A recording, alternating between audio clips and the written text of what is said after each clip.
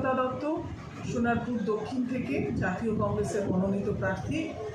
আমি সোনারপুরবাসীর কাছে আমার আবেদন যে আপনারা একবার কংগ্রেসকে সাপোর্ট দিন, একবার আশীর্বাদ করুন।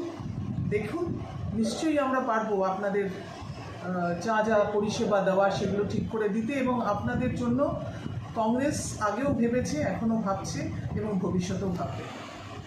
এর মধ্যে আপনি দাঁড়িয়ে আছেন, প্রাচীর ভেদ করতে পারবেন কংগ্রেসের হয়ে? প্রাচীর ভাবলে প্রাচীর, আমরা যদি প্রাচীর না ভাবি তাহলে কিসের প্রাচীর? দুর্ভেদ্য প্রাচীর তো কংগ্রেস আগেও দেখেছে। যখন আমরা সিপিএমের সঙ্গে লড়তাম তখন বাকি রাজনৈতিক দল কোথায় ছিল? তখন তো কংগ্রেস আর সিপিএম ছিল। তখনও তো সবাই বলতো লাল দুর্গ, দুর্ভেদ্য প্রাচীর, সেটাও তো ভেদ হয়েছে। সুতরাং এটাও হবে। যতই আপনারা বলুন এটা একটা ভীষণ মজবুত প্রাচীর, তা কিন্তু নয়। এর কিন্তু ভিত নড়ে গেছে, খুব শিগগিরই হুড়মুড় করে পড়বে। জাতীয় কংগ্রেসকে ভোট কেন দেবে মানুষ? সর্বপ্রথম প্রশ্ন। জাতীয় কংগ্রেসকে এই জন্য দেবে, দেখুন আমরা বহুদিন ধরে আমরা তো প্রার্থী দিইনি, আমরা অ্যালায়েন্সের প্রার্থী দিয়েছি। কিন্তু মানুষ বুঝতে পারছে যখন কংগ্রেস রাজনীতিতে আমরা ছিলাম, অর্থাৎ কংগ্রেসের রাজত্বে যখন আমরা ছিলাম, অর্থাৎ কংগ্রেসের কেন্দ্রীয় সরকারের আমলে যখন আমরা ছিলাম, তখন আমাদের একটা সামান্য জিনিস ভাবুন, তখন গ্যাসের দাম কত ছিল। মেন পয়েন্ট, আমার যদি রান্নাঘরটাই ঠিক না থাকে আমার কিন্তু পুরো জিনিসটাই নড়বড়ে হয়ে যায়। তখন আমাদের 400 টাকায় একটা সিলিন্ডার পাওয়া যেত, এখন সেটা 1150 হয়েছে। এইটা তো একটা বেসিক নিড। তারপরে আমরা আর কি দেখছি? আমরা দেখছি কেন্দ্রীয় সরকার একটা বিভাজনের, ধর্মনিরপেক্ষ দেশ করতে পারছে না, একটা বিভাজনের রাজনীতি করছে। আর এইখানে রাজ্য সরকার চুরির রাজত্বে বাস করছি আমরা। সব চোরেরা এখানে রয়েছে, যে যার মতো যা খুশি চুরি করছে। বাংলার মানুষের জন্য তাদের কোনো হেলদোল নেই। মানুষ যা খুশি করুক, যেমন খুশি থাকুক, আমাদের ভোটটা পেলেই হলো। আমি অনেক জায়গায় ক্যাম্পেনিংয়ে যখন যাচ্ছি আমি শুনছি যে এখানে রাস্তার বেহাল অবস্থা। আমি সোনারপুর দক্ষিণের প্রার্থী জাতীয় কংগ্রেসের। আমার প্রতিদ্বন্দ্বিতায় যারা আছেন তারা টিএমসি আছেন, টিএমসির সরকার এখন আছে, এবং যে বিধায়ক সেও টিএমসির লোক, তৃণমূল কংগ্রেস। তো সে নাকি একটা সিগনেচার করতে তার নাকি 10 দিন সময় লাগে। এই জন্য তো বাংলার মানুষ তাকে বিধায়ক করেননি। আমি যদি পরিষেবা না দিতে পারি তাহলে আমি এখানে কিসের জন্য এসেছি মানুষের কাছে ভোট চাইতে? ওনারা বলছেন ভোট চাওয়ার সময় ভোট চায় সবাই, তারপরে আমাদেরকে কেউ দেখে না।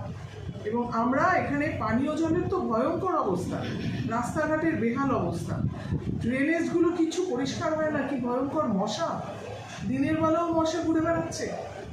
কি কোথায় আছে বাংলা?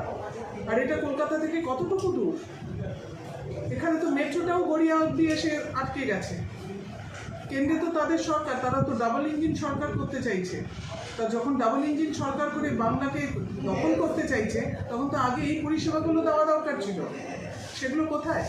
বাংলার মানুষ জানতে চাইছে সেগুলো কোথায়। ভোটের মুখেই আবারও জীবনদায়ী ওষুধের দাম বাড়ল, কংগ্রেস এটা নিয়ে কি ভাবছে? কংগ্রেস সবসময় রাস্তায়। কংগ্রেস এসআইআর নিয়ে আমাদের রাজ্য সভাপতি শুভঙ্কর সরকারও অনেকবার অনেক আন্দোলন করেছে, আপনারা দেখেছেন, সারা বাংলার মানুষ দেখেছে। এই ওষুধ নিয়েও কিন্তু আমরা অনেক আন্দোলন করেছি। আমাদের একটাই কথা যে মানুষকে পরিষেবা দাও, এবং মানুষকে পরিষেবা দেওয়ার জন্য স্বাস্থ্য, শিক্ষা এগুলো উন্নয়ন করতেই হবে। শিক্ষিত না হলে সেই দেশ এগোয় না, সেই রাজ্য এগোয় না। স্বাস্থ্য ব্যবস্থা কীভাবে হয়েছে আপনি আরজিকর কাণ্ডে দেখলেই বুঝতে পারবেন। একটা ডাক্তার মেয়ে, তাকে কিভাবে সে জানতে পেরেছিল বলে তাকে হত্যা করা হলো। আর কিন্তু কিচ্ছু ইস্যু নেই, সে জানতে পেরে গেছিল যে এই হসপিটালের ভেতরে কি অসাধু একটা চক্র চলছে, তার জন্য তাকে খুন হতে হলো, রেপ হতে হলো। এর থেকে লজ্জার বাংলায় আর কিছু হয় না। আর এই মুখ্যমন্ত্রী একজন মহিলা হয়ে মহিলাদের নিরাপত্তা দিতে পারেনি, এবং আজ অবধি সেই কেসের কিচ্ছু হয়নি। সুতরাং কোথায় বাস করছি?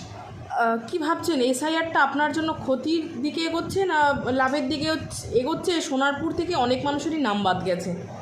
দেখুন, কংগ্রেস না কখনো নিজের লাভ ক্ষতির জন্য ভাবে না। আমাদের রাজ্য সভাপতি পরিষ্কার বলছে আমরা এসআইআর এর বিরুদ্ধে নই, আমরা চাই এসআইআর হোক, কিন্তু ঠিকভাবে হোক, সব কিছু মেপে ঝুপে হোক। গাঙ্গুলিকে গঙ্গোপাধ্যায় লিখেছে, ব্যানার্জিকে বন্দ্যোপাধ্যায় লিখেছে, আর তার জন্য তার এই ডিসক্রিপেন্সির জন্য তাকে বাদ দেওয়া হচ্ছে, এটা তো ঠিক হচ্ছে না। এসআইআরে কংগ্রেসের কিছু যাবে আসবে না। কংগ্রেস চাইছে বাংলার মানুষের উন্নতি হোক, তার জন্য রাজ্য সরকার কেন্দ্র সরকার যা যা সাপোর্ট নেবে আমরা তাদের সঙ্গে আছি, কিন্তু অন্যায়ভাবে না। এটা অন্যায়ভাবে এসআইআর করা হচ্ছে, তার বিরুদ্ধে আমাদের প্রতিবাদ। কি মনে করছেন জনসংযোগে যখন যাচ্ছেন মানুষের দাবি কি, সমস্যা কি, সেগুলো কি আপনি বিধায়ক হলে সমস্যার সমাধান করতে পারবেন? নিশ্চয়ই, কারণ আমরা বলতে চাইছি যে কংগ্রেসকে একবার সুযোগ দেওয়া হোক।